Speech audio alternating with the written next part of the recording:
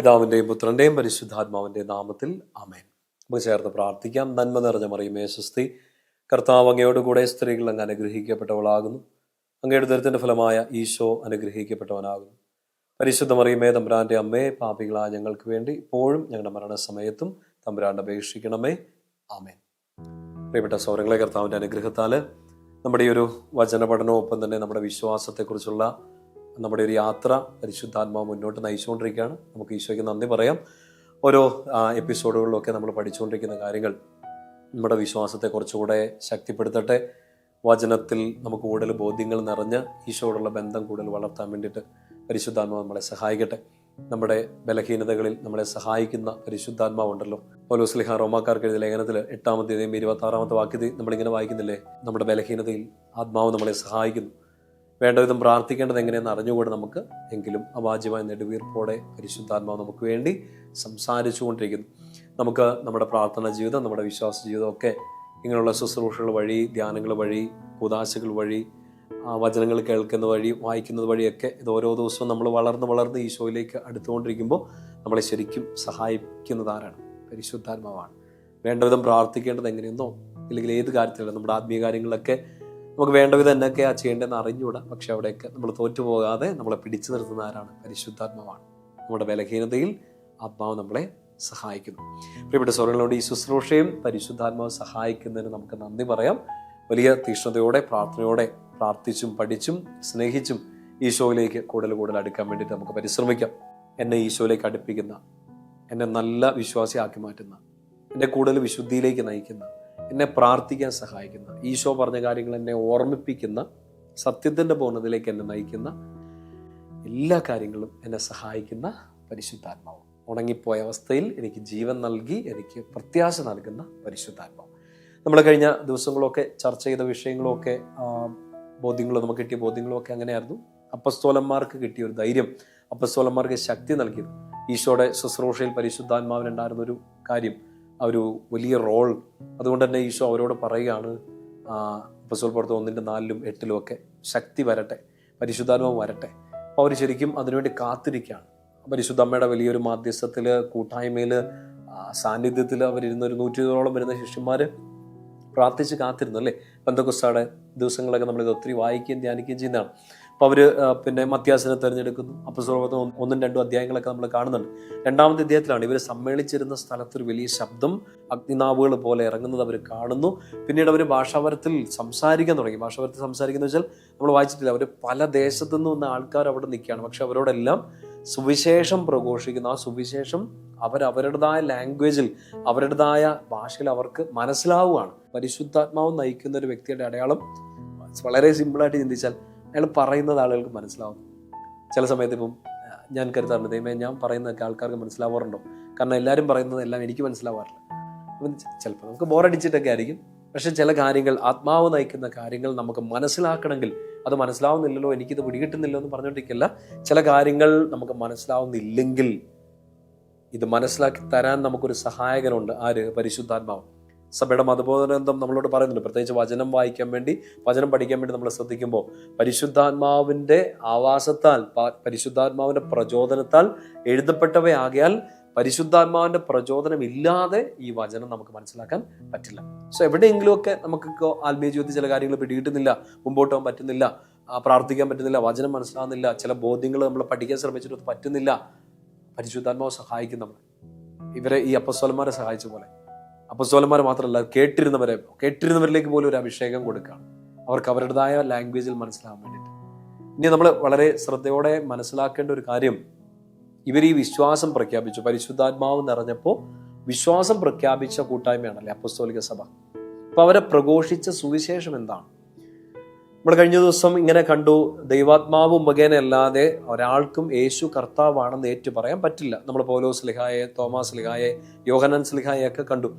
ഇനി വളരെ പ്രധാനമായിട്ട് അപ്പസ്തോല പ്രവർത്തനത്തിന്റെ ആദ്യത്തെ താളുകളിലൊക്കെ നമ്മൾ ശ്രദ്ധിക്കേണ്ട വളരെ പ്രധാനപ്പെട്ട ഒരു പേഴ്സണാലിറ്റി, വ്യക്തിത്വമാണ് സഭയുടെ ആദ്യത്തെ മാർപ്പാപ്പ. ഈശോ നിയോഗിച്ച നീ നിന്റെ വിശ്വാസമാകുന്ന ഈ പാറമേൽ എൻ്റെ സഭ ഞാൻ സ്ഥാപിക്കും എന്ന് പറഞ്ഞ് കർത്താവ് ഒരു വലിയ ദൗത്യം പരമേൽപ്പിച്ച പത്രോസ്ലിഹ പരിശുദ്ധാത്മാവ് നിറഞ്ഞു നിന്ന് പ്രഘോഷിച്ച സുവിശേഷം. നമ്മളിപ്പോൾ പറഞ്ഞല്ലോ, അവിടെ കൂടിയിരുന്ന ആ മനുഷ്യർക്ക്, ആ നാട്ടുകാർക്കെല്ലാം അത് മനസ്സിലായി. എന്താണ് മനസ്സിലായത്? പരിശുദ്ധാത്മാവ് നിറഞ്ഞെന്ന് പത്രോസിലേക്ക് എന്താണ് പ്രസംഗിച്ചത്? കഥകൾ പറയായിരുന്നു, കവിതകൾ പറയായിരുന്നു, ഡാൻസ് കളിച്ച് കാണിക്കായിരുന്നോ, മാജിക് കാണിക്കായിരുന്നോ? അല്ല, പത്രോസ്ലിഹ ഫോക്കസ് ചെയ്ത ഒറ്റ കാര്യമാണ്. ഈശോ പറഞ്ഞത്, പരിശുദ്ധാത്മാവ് പറഞ്ഞു കൊടുത്ത കാര്യം പ്രൊക്ലെയിം ചെയ്തു ധൈര്യത്തോടെ. പേടിച്ചരണ്ടിരുന്ന ശിഷ്യന്മാർ, വാതിലടച്ച് ഒളിച്ചിരുന്ന ശിഷ്യന്മാർ ഇനി ഒരു വാതിലുകൾക്കും തടസ്സപ്പെടുത്താൻ പറ്റാത്ത രീതിയിലുള്ള സുവിശേഷം, ലോകത്തിന്റെ അറ്റം വരെ എന്നും യുഗാന്ത്യം വരെ പ്രൊക്ലെയിം ചെയ്യേണ്ട, പ്രഘോഷിക്കേണ്ട ഒരു സുവിശേഷം അവരവിടെ അന്ന് നാന്ദി കുറിച്ചു, അവരവിടെ ഒന്ന് ഉദ്ഘാടനം ചെയ്തു. അതിലേറ്റവും കേന്ദ്രമായ സുവിശേഷമായിരുന്നു. ആത്മധൈര്യത്തോടെ, പരിശുദ്ധാത്മാവ് നൽകിയ ധൈര്യത്തോടെ പ്രഘോഷിച്ചത് അപ്പോസ്തല പ്രവർത്തനം 2:21, കർത്താവിന്റെ നാമം വിളിച്ചപേക്ഷിക്കുന്നവരെല്ലാം രക്ഷ പ്രാപിക്കും. നിങ്ങൾ ഈശോയിൽ വിശ്വസിച്ചാലാണ് രക്ഷപ്പെടുക എന്ന് പൗലോസ്ലിഹ പറഞ്ഞത് നമ്മൾ വായിച്ചു കഴിഞ്ഞ ദിവസം. പത്രോസ്ലിഹ തന്റെ ആദ്യത്തെ പ്രസംഗത്തിന്റെ കേന്ദ്ര തീമായിട്ട് എടുക്കുന്നത് എങ്ങനെയാണ്? ദാവീദിനെ കുറിച്ചൊക്കെ ഒത്തിരി പറഞ്ഞ് ഇങ്ങനെ ഈ ഒരു പോയിന്റിലേക്ക് പത്രോസ്ലിഹ എത്തിച്ചിട്ട് പറയാണ്, ആക്സ് 2:21, അപ്പോസ്തല പ്രവർത്തനം 2:21, കർത്താവിന്റെ നാമം വിളിച്ചപേക്ഷിക്കുന്നവർ രക്ഷ പ്രാപിക്കും. എന്ന് വെച്ചാൽ നിങ്ങൾ ഈശോയെ വിളിച്ചോളാൻ പറയണം. നിങ്ങൾക്ക് രക്ഷപ്പെടണോ, നിങ്ങൾക്ക് കയറി പോരണോ, you should call on his name. ഈശോയുടെ നാമം വിളിക്കണം. ഈശോയുടെ നാമം വിളിക്കുക എന്ന് വെച്ചാൽ എന്താ? നമുക്കൊരു നോർമൽ ഒരു സാധാ എക്സാമ്പിൾ എടുത്താൽ, ഇപ്പം ഞാനൊരു കുഴിയിൽ വീണു പോവാണ്, ഞാൻ ആരെ വിളിക്കും? അപ്പം നമ്മളെല്ലാവരും കുഴി വീഴാറില്ല. എനിക്ക് തോന്നുന്നു നമ്മളെല്ലാവർക്കും കോമൺ ആയിട്ട് വരാൻ സാധ്യതയുള്ളൊരു കാര്യമാണ് ഇതിലൂടെയൊക്കെ നടന്നു പോകുമ്പോൾ, പ്രത്യേകിച്ച് നമ്മുടെ വീടിനകത്തെ മുറികളിലൂടെയൊക്കെ നടന്നു പോകുമ്പോഴത്തേനും ഉറപ്പായിട്ടും നമ്മുടെ ജീവിതത്തിൽ ഒരിക്കലെങ്കിലും ഇത് സംഭവിച്ചിട്ട് നമുക്കുണ്ടാവും. അതായത് കാല് പോയിട്ട് മേശക്കിട്ടിടിക്കുക, മേശയുടെ കാലിലിട്ടിടിക്കുക. അത് വേറെ ഒന്നുമില്ല, 5 വിരലുണ്ടെങ്കിലും ഈ ചെറുവിരൽ തന്നെ പോയി ഇടിക്കുകയും ചെയ്യും. എന്നെ പറഞ്ഞിട്ട് കാര്യമില്ല, ചെറുവിരൽ തന്നെ പോയി ഇടിക്കും. ഇപ്പം ചെറുവിരലാവട്ടെ, കാല് തന്നെ പോയി ഇടിക്കട്ടെ, മുട്ടുകുത്തി വീഴട്ടെ, നമ്മൾ അറിയാണ്ട് വിളിച്ചു പോകുന്നൊരു പേരാണ് അമ്മേ എന്ന് വിളിച്ചു. ചിലപ്പോൾ ഈശോയെ എന്ന് വിളിച്ചു. കോമൺലി ഏതൊരു മനുഷ്യനും ചിലപ്പോൾ വിളിച്ചു പോകുന്നതാണ്. ചിലപ്പോൾ അമ്മ ആ വീട്ടിലുണ്ടാവില്ല, ചിലപ്പോൾ അമ്മ മരണപ്പെട്ടു പോയിട്ടുണ്ടാകാം, അമ്മച്ചി ചിലപ്പോൾ വേറൊരു ദേശത്തായിരിക്കും. പക്ഷെ ഏതൊരാളും, അത് കുഞ്ഞു പാവയാവട്ടെ വലിയൊരു മനുഷ്യനാവട്ടെ, അമ്മേ എന്ന് വിളിച്ചു പോവാണ്. ആ പേര്, ഉദാഹരണം മനസ്സിലാവുമെന്ന് കരുതുന്നു. അമ്മേ എന്നുള്ള ആ ഒരു നാമം, അല്ലെങ്കിൽ അമ്മ എന്നുള്ള ആ ഒരു പ്രയോഗം, ആ സ്നേഹത്തിന്റെ ഓർമ്മ, ആ വ്യക്തി അടുത്തില്ലെങ്കിൽ പോലും, കൺമുമ്പിൽ കാണുന്നില്ലെങ്കിൽ പോലും, എനിക്കൊരു വേദന വരുമ്പോൾ, എനിക്കൊരു സിറ്റുവേഷൻ വരുമ്പോൾ അറിയാണ്ട് എൻ്റെ ഉള്ളിൽ നിന്ന് അമ്മയെന്ന് ഞാൻ വിളിച്ചു പോകുന്നുണ്ടെങ്കിൽ എൻ്റെ ഉള്ളിൽ ഒരു വിശ്വാസം കിടക്കാണ്. എന്ത് വിശ്വാസം? ഒരിക്കൽ എനിക്ക് ഒരുപക്ഷെ എൻ്റെ ബോധമോ, എൻ്റെ കാലുകളോ, എൻ്റെ നാവോ, എൻ്റെ ശബ്ദമോ ഉറയ്ക്കാത്തൊരു നാളുകളിൽ ഞാൻ എഴുന്നേറ്റ് നടക്കാൻ ശ്രമിക്കുന്ന ഒരു സമയത്ത് എൻ്റെ മുട്ടിടിച്ച് വീണപ്പോൾ ഞാൻ ആദ്യം വിളിച്ചത്, ഞാൻ വിളിച്ചില്ലെങ്കിൽ പോലും ഓടി വന്ന് എൻ്റെ കൈകളിൽ എടുത്തത് ആരാണ്? എൻ്റെ അമ്മയാണ്. അല്ലെ, ഏതൊരു വ്യക്തിക്കും ഒരു പറയാനുള്ള ഒരു ഓർമ്മകളിൽ ഒന്നായിരിക്കും, ഒരിക്കലും മറന്നുപോകാൻ സാധ്യതയില്ലാത്ത കുഞ്ഞോർമ്മകളിലൊന്നായിരിക്കും. അമ്മച്ചി വാരി പുണർന്നെടുത്തു. അമ്മയെന്ന് വിളിക്കാൻ എൻ്റെ ഉള്ളിലൊരു വിശ്വാസമുള്ളത്, നിങ്ങളുടെ ഉള്ളിലൊരു വിശ്വാസമുള്ളത്, ഒരിക്കൽ എന്നെ ഞാൻ വീണപ്പോൾ, എൻ്റെ മുട്ടിടിച്ച് വീണപ്പോൾ, ഞാൻ കരഞ്ഞപ്പോൾ ഞാൻ വിളിക്കാതെ പോലും എന്നെ വന്ന് ഓടിയെടുത്ത ഒരാളാണ് എൻ്റെ അമ്മ. ആ അമ്മയാണ് അമ്മയെന്ന് വിളിച്ചു പോകുന്ന ഒരു സങ്കടത്തിൽ. വചനത്തിൽ നല്ലതായിട്ട് ഇത് കാര്യം മനസ്സിലാക്കുക. കർത്താവിൻ്റെ നാമം വിളിച്ചപേക്ഷിക്കുന്നവൻ രക്ഷ പ്രാപിക്കും. പത്രോസ്ലിഹ ഇത് പറയുന്ന കാര്യം എന്താ? പരിശുദ്ധാത്മാവ് നിറഞ്ഞു വന്നുകൊണ്ട് പത്രോസ്ലിഹ പറയാണ്, നിങ്ങൾക്ക് വിളിക്കേണ്ടത് ഒറ്റ നാമമാണ്, നിങ്ങൾ വിളിക്കേണ്ടത് ഒറ്റയാളെയാണ്, നിങ്ങൾ വിശ്വസിക്കുന്ന ഈശോയെ. ആ വിശ്വാസം തരാനാണ് പരിശുദ്ധാത്മാവ് നമുക്ക് സഹായകനായിട്ട് നിൽക്കുന്നത്. നീ വീണത്, നീ വിളിച്ചില്ലെങ്കിൽ പോലും നിന്നെ സഹായിക്കാൻ മാനുഷികമായ രീതിയിൽ അമ്മ അവിടെ ഉണ്ടെങ്കിൽ, ഒരുപക്ഷെ അമ്മയുടെ സ്നേഹം കിട്ടാത്തവർ, അപ്പായുടെ സ്നേഹം കിട്ടാത്തവർ, പ്രിയപ്പെട്ടവരുടെ സ്നേഹം കിട്ടാത്തവർ, എൻ്റെ പ്രിയപ്പെട്ട സ്വരങ്ങളെ തിരിഞ്ഞൊന്ന് ചിന്തിച്ചാൽ നമുക്ക് ഓർക്കറിയാം, നമ്മൾ വിശ്വസിച്ചില്ലെങ്കിലും, നമ്മൾ വിളിച്ചില്ലെങ്കിൽ പോലും, നമ്മൾ മുട്ടുകുത്തിയപ്പോൾ, വീണപ്പോൾ, വേദനിച്ചപ്പോൾ, കരഞ്ഞപ്പോൾ, ചങ്കൊന്ന് പെടഞ്ഞപ്പോൾ നമ്മളെ പൊക്കിയെടുത്ത ഒരു പേരുണ്ട്. ആ പേര് ഈശോ എന്നാണ്. ഒരു ദൈവമുണ്ട്, ആ ദൈവത്തിൻ്റെ പേര് ഈശോ എന്നാണ്. നിങ്ങൾ വിശ്വസിച്ചാലും ഇല്ലെങ്കിലും, നിങ്ങൾ പ്രാർത്ഥിച്ചാലും ഇല്ലെങ്കിലും, തിരിഞ്ഞൊന്ന് ചിന്തിച്ചതിൻ്റെ ഗ്രാഫുകളൊക്കെ എടുക്കുമ്പോൾ നമ്മുടെ എല്ലാ വേദനകളിലും, നമ്മുടെ എല്ലാ സങ്കടങ്ങളും നമ്മളെ പൊക്കിയെടുത്തുകൊണ്ട് വന്നത് ഈശോയാണ്. എൻ്റെ പത്രോസ്ലിഹ ഓർമ്മിപ്പിക്കുകയാണ് കർത്താവിൻ്റെ നാമം എന്ന് വെച്ചാൽ നീ വിളിക്കുക എന്ന് മാത്രമല്ല, വിളിക്കണമെങ്കിൽ നീ വിശ്വസിക്കണം. എനിക്ക് വേദന വരുമ്പോൾ അമ്മ, അപ്പ എന്ന് ഞാൻ വിളിക്കുന്നുണ്ടെങ്കിൽ ഐ ബിലീവ്, അല്ലേ, ഞാൻ വിശ്വസിക്കുന്നുണ്ട് എൻ്റെ അമ്മ എന്നെ സഹായിക്കും, എൻ്റെ അപ്പൻ എന്നെ സഹായിക്കും. ഈശോയുടെ നാമം നീ വിളിച്ചോ, നീ രക്ഷപ്പെടും. സുവിശേഷ പ്രഘോഷണം ഇവർ ആരംഭിച്ചത് മറ്റൊന്നും പറഞ്ഞുകൊണ്ടല്ല, മറ്റു വിഷയങ്ങൾ അവിടെ ഇല്ലായിരുന്നു. ഈശോയിൽ ഞാൻ വിശ്വസിക്കുന്നു, ആ വിശ്വാസം ഞാൻ നിങ്ങൾക്ക് പകർന്നു തരുന്നു, ഈശോയുടെ നാമം ഞാൻ വിളിച്ചു, നിങ്ങളും വിളിക്കണം. പത്രോസ്ലിഹ പറയണം. ഈ ധൈര്യം എവിടുന്ന കിട്ടിയ? പരിശുദ്ധാത്മാവിൽ. ഇതുവരെ സഹായിച്ചവൻ ഇനിയും സഹായിക്കുമെന്ന് ഇവര് ഈ അപ്പസ്തോലന്മാർ പറയുന്നത് 2 കൊരിന്തോസ് 1:10 ഇങ്ങനെ എഴുതി വെക്കുന്നില്ലേ, ഇതുവരെ രക്ഷിച്ചവൻ ഇനിയും രക്ഷിക്കും. എനിക്ക് അവനിൽ അത്രയും വലിയ പ്രത്യാശ ഉണ്ടെന്ന് പൗലോസ്ലീഹ പറയുന്നതിന്റെ പിന്നിലുള്ള കാര്യം ഇതാണ്. ഈശോയുടെ നാമം വിളിച്ചപേക്ഷിക്കുന്നവർ രക്ഷ പ്രാപിക്കും. നാമം വിളിക്കണമെങ്കിൽ എന്ത് ചെയ്യണം? വിശ്വസിക്കണം. വിശ്വസിക്കുന്നവർ രക്ഷ പ്രാപിക്കും. പത്രോസ്ലീഹ വീണ്ടും തന്റെ പ്രസംഗം തുടരുന്ന സമയത്ത് പറയുന്ന ഒരു കാര്യമില്ലേ, 4-ാമത്തെ അധ്യായം, ഈ പത്രോസും യോഹന്നാനും ന്യായാധിപ സംഘത്തിന്റെ മുമ്പിൽ നിൽക്കുമ്പോഴേ നമ്മൾ കണ്ടില്ലേ, യോഹന്നാൻ 21:7 കടൽ തീരത്ത് നിൽക്കുന്ന ഈശോ കർത്താവാണെന്ന് മാത്രമല്ല യോഹന്നാൻ സ്ലീഹ പറഞ്ഞത്. അയാൾക്ക് ഏറ്റവും കംഫർട്ടബിൾ ആയിരുന്ന ഒരു സിറ്റുവേഷൻ നിന്നുകൊണ്ട് മാത്രമല്ല വിശുദ്ധനായ നമ്മുടെ പ്രിയപ്പെട്ട യോഹന്നാൻ സ്ലീഹ ഇത് പറഞ്ഞത്. ന്യായാധിപ സംഘത്തിന്റെ മുമ്പിൽ നിൽക്കുമ്പോഴും പത്രോസും യോഹന്നാനും പറയാണ് കർത്താവ് കർത്താവ് കർത്താവ്. ഈശോയിൽ വിശ്വാസം അവർ പ്രഖ്യാപിച്ചു. 4-ാമത്തെ അധ്യായം അപ്പോസ്തല പ്രവർത്തനം 4:12 മറ്റാരിലും രക്ഷയില്ല, ആകാശത്തിന്റെ കീഴെ മനുഷ്യരുടെ ഇടയിൽ നമുക്ക് രക്ഷയ്ക്ക് വേണ്ടി മറ്റൊരു നാമവും നൽകപ്പെട്ടിട്ടില്ല. നമുക്ക് വേറെ ആരെയും മുറുകെ പിടിക്കാനില്ല, മറ്റാരിൽ നമുക്ക് വിശ്വാസം അർപ്പിക്കാനില്ലെന്ന് എന്തൊരു ധൈര്യത്തോടു കൂടിയാണ് പറയുന്നത്. നമുക്ക് ഏറ്റവും കംഫർട്ടബിളായ കൺവെൻഷൻ പന്തലിൽ നിന്നുകൊണ്ടല്ല പത്രോസ്ലീഹയും യോഹന്നാൻ സ്ലീഹ അത് പറയുന്നത്. അവരെ മാനുഷികമായി അവസാനിപ്പിച്ച് കളയാൻ, അവരുടെ മിനിസ്ട്രി, അവരുടെ ജീവിതം, അവരുടെ സ്വാതന്ത്ര്യം തന്നെ ബ്ലോക്ക് ചെയ്യാൻ പറ്റുന്ന അധികാരപ്പെട്ടവർ, മാനുഷിക അധികാരം ഉള്ളവരുടെ മുമ്പിൽ നിന്നുകൊണ്ടാണ്, ഏറ്റവും എതിരിടുന്ന ഒരു സാഹചര്യത്തിൽ നിന്നുകൊണ്ടാണ് അവർ പറയുന്നത് മറ്റാരിലും രക്ഷയില്ല, ഈശോയിലല്ലാതെ. എൻ്റെ പ്രിയപ്പെട്ട സഹോദരങ്ങളെ, ഈ ഒരു പ്രസംഗവേളയിലോ ഈ സാക്ഷ്യം വഹിക്കുന്ന സമയത്ത് മാത്രമല്ല, 3-ാമത്തെ അധ്യായത്തിൽ നമ്മൾ കാണുന്നുണ്ട് പത്രോസ്ലീഹ ചെയ്യുന്ന ആദ്യത്തെ അത്ഭുതം അപ്പോസ്തല പ്രവർത്തനത്തിൽ രേഖപ്പെടുത്തുകയാണ്. ആ ദേവാലയത്തിലേക്കൊക്കെ പോകുന്ന സമയത്ത് അവിടെ മേലാത്തൊരു പയ്യൻ കിടക്കുന്നു. അവന്റെ കാലുകൾക്ക് എന്തൊക്കെയോ ബുദ്ധിമുട്ടുകൾ. അവനോട് പറയുന്നുണ്ട്, നീ എഴുന്നേക്കാൻ പറയുന്നുണ്ട്. എഴുന്നേക്ക്, എൻ്റെ കയ്യിൽ വേറെ ഒന്നും തരാനില്ല, സ്വർണ്ണമില്ല, വെള്ളിയില്ല, എൻ്റെ കയ്യിലുള്ളത് ഞാൻ നിനക്ക് തരിക. എന്ത്? ഈശോയുടെ നാമത്തിൽ ഞാൻ നിന്നോട് പറയുന്നു. ഈശോയുടെ നാമത്തിൽ ഞാൻ നിന്നോട് പറയുന്നു എന്ന് വെച്ചാൽ എൻ്റെ അകത്ത് കിടക്കുന്ന എന്താണ്? I believe. പീറ്റർ ബിലീവ് ചെയ്യാണ്, പത്രോസ് വിശ്വസിക്കുകയാണ്, എൻ്റെ ഉള്ളിൽ ഈശോയുണ്ട്, എൻ്റെ ഉള്ളിലുള്ള ഈശോയുടെ നാമത്തിൽ ഞാൻ നിന്നോട് പറഞ്ഞാൽ നീ എഴുന്നേക്കുമിടാ മോനെ എന്ന് പത്രോസ്ലീഹ വിശ്വസിച്ചുകൊണ്ടാണ് പറയുക. സ്വർണവും വെള്ളിയൊന്നും അല്ല, അത് വരും പോകും. പക്ഷെ നമ്മുടെ ഉള്ളിൽ വേണ്ടത് ഈശോയിലുള്ള വിശ്വാസമാണ്. ആ വിശ്വാസത്തിൽ ഞാൻ നിന്നോട് പറയുന്നു, നീ എഴുന്നേക്ക്. ആ പയ്യന്റെ ഉള്ളിലോട്ട് ആ വിശ്വാസം പകരപ്പെടുകയാണ്. പരിശുദ്ധാത്മാവ് നിറഞ്ഞെന്ന് പത്രോസ് പറയുമ്പോൾ ഈ കാലും മേലാത്ത ഈ പയ്യനിലേക്ക് വിശ്വാസം വരികയാണ്. അവന് എന്ത് കണ്ടിട്ടാണ് പത്രോസ്ലീഹ പറയുന്ന ഈ കാര്യത്തിൽ വിശ്വസിക്കുക? പരിശുദ്ധാത്മാവ് അവന്റെ ഉള്ളിലേക്കും പ്രവേശിക്കുകയാണ്. പത്രോസിന്റെ നാവിലൂടെ, പത്രോസിന്റെ ഈശോയിലുള്ള വിശ്വാസ പ്രഖ്യാപനത്തിലൂടെ, ഈശോയുടെ നാമത്തിൽ എഴുന്നേക്കാൻ പറയുമ്പോൾ ആ ഒരു പവർ, ആ ഫെയ്ത്ത് റേഡിയേറ്റ് ചെയ്ത് ഈ മേലാത്ത പയ്യന്റെ ഉള്ളിലോട്ടും കയറുകയാണ്. And he believes. എന്താ അവൻ വിശ്വസിക്കുന്നത്? അവന് വേണേ നോക്കിയിരിക്കാം അവന്റെ മേലാത്ത കാലിലേക്ക്. ഇനിയും സ്വർണമോ വെള്ളിയോ ഒക്കെ തരാൻ പറ്റുന്നവര് ഈ ഭിക്ഷ ചോദിക്കുമ്പോൾ അത് ഈ പ്രസംഗം ഒന്നും പറയാതെ എന്തെങ്കിലുമൊക്കെ ചില്ലിക്കാശ് ഇട്ട് തരുന്നവരെ വേണേ അവന് നോക്കാം. അവൻ ഇത്രയും കാലം ശ്രമിച്ചിട്ട് എഴുന്നേക്കാൻ പറ്റാതിരുന്ന അവസ്ഥകളെ അവന് നോക്കാം. എഴുന്നേക്കാൻ ശ്രമിച്ചിട്ട് വെറുതെ എന്തിനാ നാണം കെടുന്നതെന്നുള്ള അവന്റെ ഉള്ളിലുള്ള ചിന്തകളിലേക്ക് വേണേ അവന് നോക്കാം. പക്ഷെ അവനൊന്നും നോക്കിയില്ല, അവനൊന്നും ആകുലപ്പെട്ടില്ല, ആശങ്കപ്പെട്ടില്ല, സംശയങ്ങളൊന്നും വന്നില്ല. ഒരു സന്ദേഹവും കൂടാതെ അവൻ എഴുന്നേൽക്കാൻ ശ്രമിച്ചു. അവൻ എഴുന്നേറ്റു, ചാടിത്തുള്ളി ദൈവത്തെ മഹത്വപ്പെടുത്തിക്കൊണ്ട് അവൻ ദേവാലയത്തിലേക്ക് പോയെന്ന് പറഞ്ഞ ഈ വിശ്വാസത്തിന്റെ ഒരു പ്രത്യേകതയാണ്. അതിൻ്റെ പ്രിയപ്പെട്ട സഹോദരങ്ങളെ, പരിശുദ്ധാത്മാവ് നിറഞ്ഞെന്ന് ഒരാൾ സംസാരിക്കുമ്പോൾ ഏറ്റവും എഴുന്നേക്കാൻ പറ്റാത്ത ഒരാൾക്ക് പോലും എഴുന്നേക്കാൻ പരിശുദ്ധാത്മാവ് അയാളുടെ ഉള്ളിലേക്ക് ശക്തിയായിട്ട് ഇറങ്ങുകയാണ്. അതാണ് ധൈര്യം കൊടുക്കുക മാത്രമല്ല, വിശ്വാസം പകരപ്പെടുക. നമ്മൾ കണ്ടിട്ടില്ലേ, നമ്മൾ ധ്യാന കേന്ദ്രങ്ങളിൽ പോകുമ്പോൾ, തീർത്ഥാടന കേന്ദ്രങ്ങളിൽ പോകുമ്പോൾ, വചന ശുശ്രൂഷകൾ നടക്കുന്ന സ്ഥലങ്ങളിൽ, വചനം കലർപ്പില്ലാതെ പഠിപ്പിക്കുന്ന സ്ഥലങ്ങളോ ശുശ്രൂഷകളെയോ വ്യക്തികളെയോ നമ്മൾ ശ്രദ്ധിക്കുമ്പോൾ നമ്മുടെ ഉള്ളിലേക്ക് ഒരു പവർ റേഡിയേറ്റ് ചെയ്യപ്പെടുന്നുണ്ട്. നമ്മുടെ ഉള്ളിലേക്ക് ഒരു വിശ്വാസത്തിനും എവിടെയെങ്കിലുമൊക്കെ കെട്ടുപോകുമ്പോൾ അത് ജ്വലിക്കുന്നത് എങ്ങനെയാണ്? ഒരിക്കൽ ജ്വലിച്ച് പിന്നീടെന്ന് ഒരു ജീവനില്ലാത്ത അവസ്ഥയിലായിരിക്കുന്ന ഒരു വ്യക്തിയുടെ വിശ്വാസ ജീവിതം എങ്ങനെ വീണ്ടും ജ്വലിക്കുക? ആരാധന നടക്കുന്ന ഇടങ്ങളിൽ, വചനം പഠിക്കുന്ന ഇടങ്ങളിൽ, വചനം പ്രഘോഷിക്കപ്പെടുന്ന ഇടങ്ങളിൽ, വചനം നമ്മൾ വായിക്കുമ്പോഴെല്ലാം വീണ്ടും വീണ്ടും ആ വിശ്വാസം റേഡിയേറ്റ് ചെയ്യപ്പെടുകയാണ്.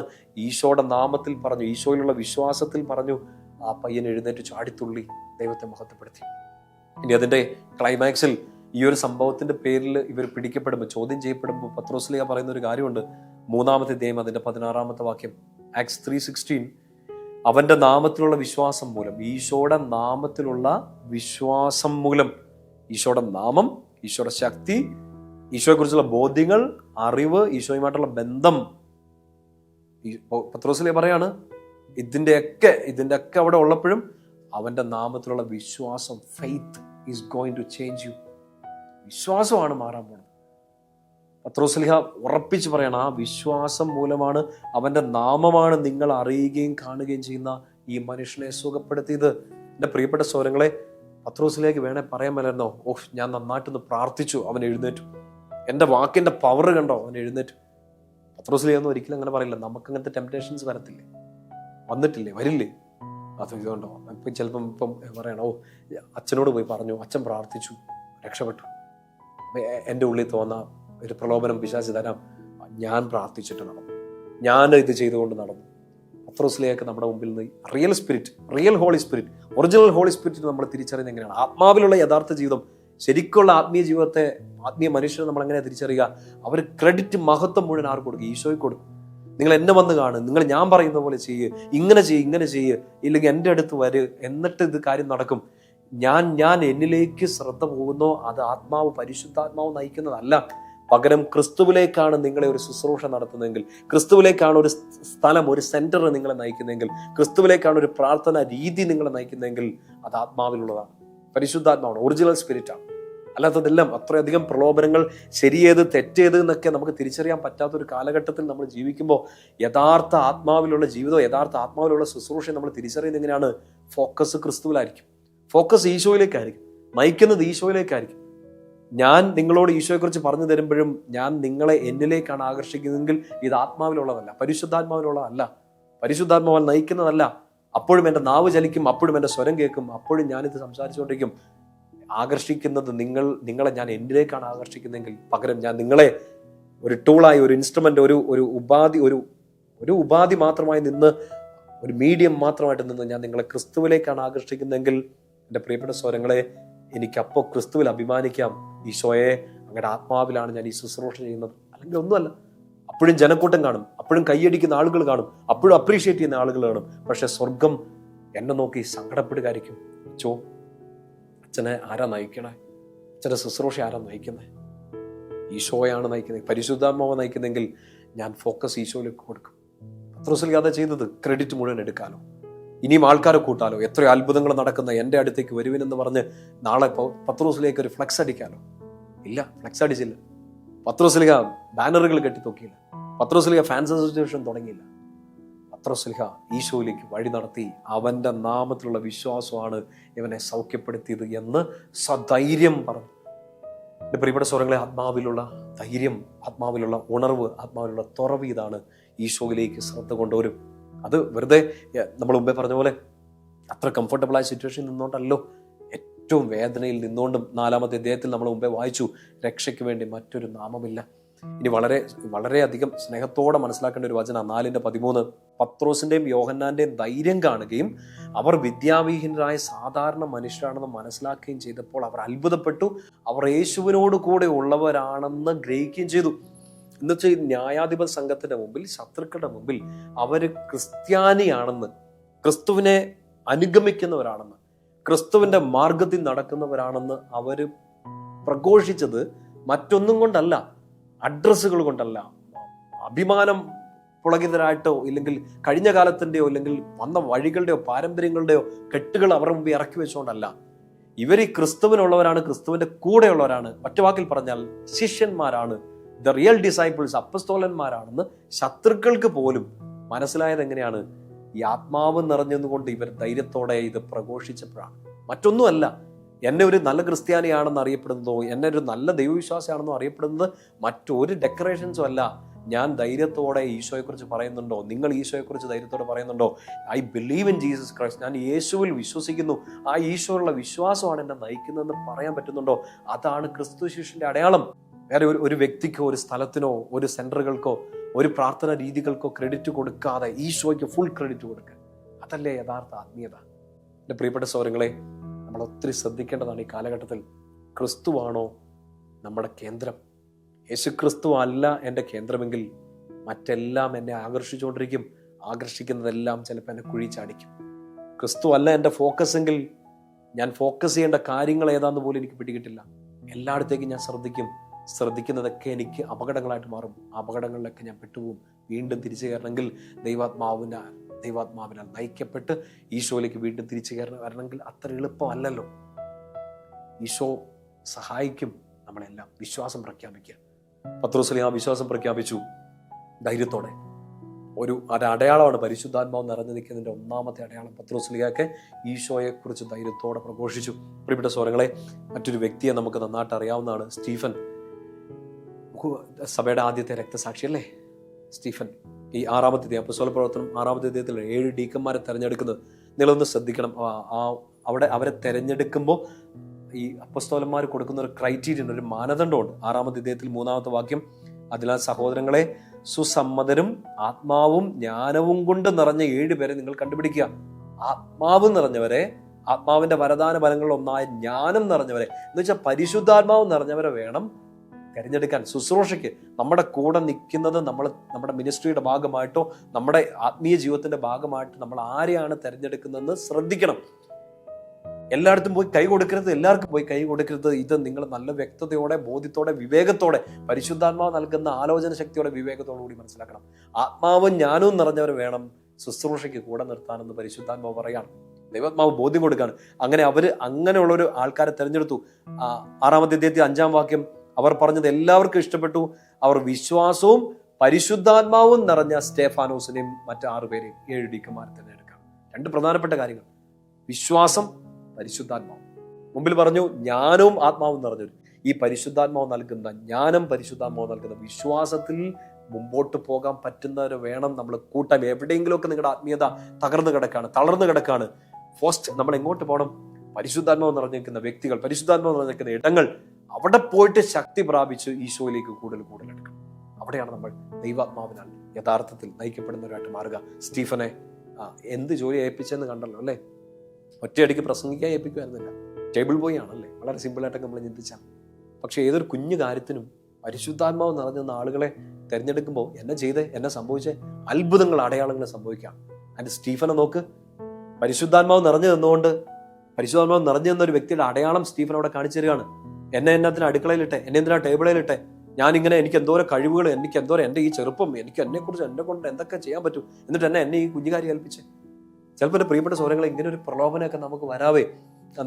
നമ്മളൊരു കൂട്ടായ്മയുടെ ഭാഗമായിട്ട് നിൽക്കുന്നു, എൻ്റെ ശുശ്രൂഷയെ മാനിക്കുന്നില്ല, എൻ്റെ സമയത്ത് മാനിക്കുന്നില്ല, ഞാൻ ഇത്രയൊക്കെ ഇതിനു വേണ്ടി അധ്വാനിച്ചിട്ട് എന്നെ ഒന്ന് പരിഗണിക്കുന്നില്ല. ചിലപ്പോൾ നമ്മുടെ കുടുംബങ്ങളിൽ സംഭവിക്കാം. ഞാൻ നിങ്ങൾക്ക് വേണ്ടി ചോരയും നീരും ഇറക്കിയില്ലേ, ഞാൻ എല്ല് പൊടിച്ച് നിങ്ങൾക്ക് വേണ്ടി പണിയെടുത്തില്ലേ, നമ്മളായിരിക്കുന്ന സ്ഥാപനം, പ്രസ്ഥാനത്തിന് വേണ്ടി, ഓഫീസിന് വേണ്ടി നമ്മൾ ഈ ഒരു സ്ഥാപനമോ ഈ ഒരു കാര്യത്തെ മുമ്പോട്ട് നയിക്കാൻ വേണ്ടി നമ്മൾ ചിലപ്പോൾ മുഴുവൻ ബലിയർപ്പണം നടത്തി വരാം. നമ്മുടെ ശരീരവും ആത്മാവും മനസ്സും എല്ലാം ബലിയർപ്പണം നടത്തുന്നത് പോലെ നമ്മൾ ഇതിനുവേണ്ടി പ്രവർത്തിച്ചിട്ടുണ്ടാവും. നിങ്ങൾ എന്നെ മൈൻഡ് ചെയ്യാത്തെ, ഞാൻ ഇത്രയും ചെയ്തിട്ട് എന്നെ ഒരു പരാതിയും പറയുന്നത്. ആത്മാവിനാൽ നയിക്കപ്പെടുന്ന ഒരാളുടെ ഏറ്റവും വലിയ അടയാളങ്ങൾ ഒന്ന് സ്റ്റീഫൻ കാണിച്ചു തരികയാണ്. ചെയ്തത് കുഞ്ഞു ജോലിയാണ്. ടേബിൾ ബോയ് അല്ലേ, ഭക്ഷണം ഒരുക്കാനോ, ഭക്ഷണം പാചകം ചെയ്ത് കൊടുക്കാനോ, വിളമ്പി കൊടുക്കാനോ, ഇനി ടേബിൾ ക്ലീൻ ചെയ്യാനോ, എല്ലാവർക്കും ഇതൊക്കെ കിട്ടിയെന്നൊക്കെ വരുന്നത് ഒരു ശ്രദ്ധ കിട്ടുന്ന ഒരു മിനിസ്ട്രി ഒന്നല്ല, ശ്രദ്ധ കിട്ടുന്ന ഒരു കാര്യമൊന്നുമല്ല. ശ്രദ്ധ എപ്പോഴും പ്രസംഗിച്ചുകൊണ്ടിരിക്കുന്ന അപ്പസ്തോലന്മാർക്കാണ്. ആത്മാവ് നിറഞ്ഞെന്ന് സ്റ്റീഫൻ നമ്മുടെ മുമ്പിൽ കാണിച്ചു തരികയാണ്. പരാതികളില്ല, ചെയ്യാൻ കർത്താവ് ഏൽപ്പിച്ച ജോലി ഏറ്റവും നന്നായിട്ട് ചെയ്യുക. അവിടെ അവസാനിച്ചോ? ദൈവമേൽപ്പിച്ച കുഞ്ഞുകാര്യം, ലോകത്തിന്റെ കണ്ണിൽ കുഞ്ഞാണെങ്കിൽ പോലും ആ കുഞ്ഞുകാര്യം വിശ്വസ്തയോടെ ചെയ്തപ്പോൾ അടുത്ത അധ്യായം സ്റ്റെഫാനോസിന്റെ പ്രസംഗമാണ്. സ്റ്റീഫൻ പ്രസംഗിക്കാൻ തുടങ്ങി. എന്ന് വെച്ചാൽ ഏൽപ്പിച്ച കുഞ്ഞു ജോലി, ഒരു ഗ്ലാസ് എടുത്ത് കഴുകി വെക്കാൻ, അത് ആത്മാവിൽ നിറഞ്ഞുകൊണ്ട് ഏറ്റവും നന്നായിട്ട് ചെയ്താൽ നാളെ ജീവിതങ്ങളെ മാറ്റിമറിക്കുന്ന സുവിശേഷം പ്രഘോഷിക്കാൻ കർത്താവ് തന്നെ നിങ്ങളെ മുന്നോട്ട് നയിക്കും. ചെറിയ കാര്യങ്ങളിൽ വിശ്വസ്തനാണെങ്കിൽ വലിയ കാര്യങ്ങൾ കർത്താവ് ഏൽപ്പിക്കും. വിശുദ്ധ സ്റ്റീഫന്റെ ഒക്കെ പ്രത്യേകം മധ്യസ്ഥം നമുക്ക് തേടി പ്രാർത്ഥിക്കാം. നമ്മുടെ വിശ്വാസം വളരുന്ന വെച്ചാൽ ഇപ്പോൾ ഈ വിശുദ്ധ സ്റ്റീഫന്റെ കാര്യം പറഞ്ഞ പോലെ ഈ ചെറിയ കാര്യങ്ങളിലും ഇത് നന്നായിട്ട് ചെയ്യാൻ ദൈവാത്മാവിനെ സഹായിക്കും. ഇത് ഈശോ ഏൽപ്പിച്ച കാര്യമാണ്. ഈശോയുടെ നാമത്തിന്റെ മഹത്വത്തിന് വേണ്ടി ഞാനിത് ചെയ്യും. ഏറ്റവും കുഞ്ഞാണേലും ഏറ്റവും ചെറുതാണേലും ഞാനിത് നന്നായിട്ട് ചെയ്യും. അതിനുള്ള ശക്തിക്ക് വേണ്ടി പ്രാർത്ഥിച്ച് ഈശോയിലുള്ള വിശ്വാസത്തിൽ പരിശുദ്ധാത്മാവിൽ നയിക്കപ്പെട്ട് ഈ കാര്യം കൂടെ നിങ്ങൾ ചെയ്യുക. ഇന്ന് ഈ ശുശ്രൂഷ കഴിഞ്ഞിട്ട് ഇപ്പൊ ചെയ്തുകൊണ്ടിരിക്കുന്ന ആ പ്രവൃത്തി ഏറ്റവും ചെറുതെന്ന് ലോകം വിധി കൽപ്പിച്ചാലും, നമുക്ക് തന്നെ തോന്നിപ്പോയാലും, ആരും പരിഗണിക്കുന്നില്ലെന്ന് തോന്നിയാലും, ഇപ്പൊ ഈശോ ഏൽപ്പിച്ച ജോലിയല്ലേ, അത് ഏറ്റവും നന്നാണ്. ഇപ്പൊ ഈശോ ഏൽപ്പിച്ച മിനിസ്ട്രി അല്ലേ, ഒരു പരാതിയും കൂടാതെ, ഒരു അപ്രീസിയേഷനും എക്സ്പെക്ട് ചെയ്യാതെ, ഒരു നല്ല വാക്ക് പോലും നമുക്ക് കിട്ടുന്നുണ്ടാവില്ല, എങ്കിലും എൻ്റെ ഈശോ ഏൽപ്പിച്ച ജോലിയാണ്. എന്നെ പരിശുദ്ധാത്മാവ് നയിക്കും. ഏറ്റവും നന്നായിട്ട് ഇത് ചെയ്യും. നാളെ ലോകത്തെ മാറ്റിമറിക്കുന്ന രീതിയിൽ ഒരു അഡ്രസ്സ് ആയിരിക്കും കർത്താവ് തരുന്നത്. അടുക്കളയിൽ നിന്നവനെ, ടേബിൾ ക്ലീൻ ആക്കിയവനെ, അൾത്താരെ പിടിച്ചു നിർത്തി സുവിശേഷം പ്രഘോഷിപ്പിച്ച് സഭയുടെ ആദ്യത്തെ രക്തസാക്ഷിയാക്കി, ഒരിക്കലും സഭയുടെ ചരിത്രം നീണ്ടു നിൽക്കുന്നിടത്തോളം കാലം ഒരിക്കലും മായാത്ത രീതിയിൽ ഒരു പേര് സ്റ്റീഫൻ. അങ്ങനെ ഒരു അവസ്ഥയിലേക്ക്, അങ്ങനെ ഒരു അനുഗ്രഹത്തിലേക്ക്, അഭിഷേകത്തിലേക്ക് ഈശോ നയിക്കും. നമ്മുടെ വിശ്വാസം വളരണം. വിശ്വാസം വളർത്തുന്ന പരിശുദ്ധാത്മാവിനെ നന്ദി പറഞ്ഞുകൊണ്ട് നമുക്ക് പ്രാർത്ഥിക്കാം. പിതാവിൻ്റെയും പുത്രൻ്റെയും പരിശുദ്ധാത്മാവിൻ്റെയും നാമത്തിൽ